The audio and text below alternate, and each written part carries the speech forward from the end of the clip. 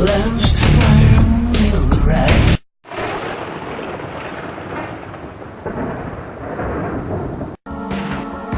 The last fire will rise behind those eyes. Black house will rock. Blind boys don't lie.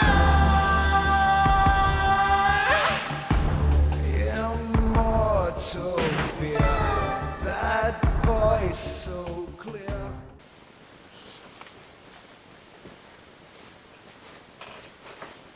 Robert Englund. Hello YouTube fans, and welcome to another episode of Vampire Tales. Now, I know what you must be thinking. Nosphyrus, what are you doing in your Freddy Krueger getup? I mean, you've already talked about Freddy Krueger and the Nightmare on Elm Street movies. You've already talked about Freddy vs. Jason.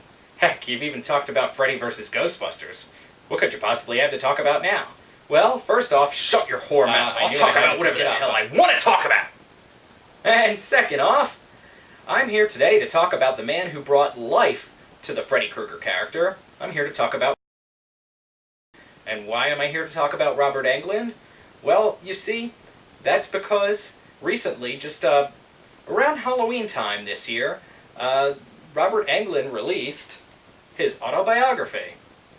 Now, when I saw that Freddy Krueger himself, Robert Englund, was releasing a book, I'm a fan of autobiographies when it's, you know, a wrestler or celebrity or somebody that I'm fond of. So I knew I had to pick this up and give it a read. And so I did, and I've read it now, and I definitely have to highly recommend this book to all Freddy fans and all horror movie fans in general. It gives, you know, Robert Englund gives a great insight to the movie world, to to what it's like to be in the miniseries V. Now, as you might imagine in an autobiography, it does start off with his with his childhood and his growing up, but it doesn't get too much into that. He has a lot of really funny stories. Right before it gets boring, he does start to get into what you came here for, which is his life in Hollywood. He starts off with, a lot of little bit parts that he got and more minor roles. He talks about his role in...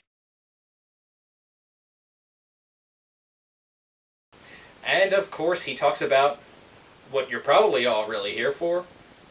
He talks about getting the role of Freddy. About that.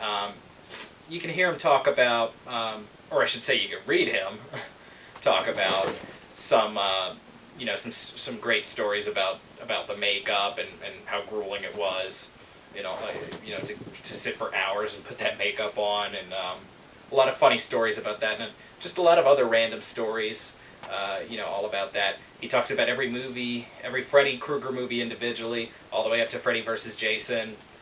Mentions how he feels like, after that movie it was the right time finally to hang up the glove.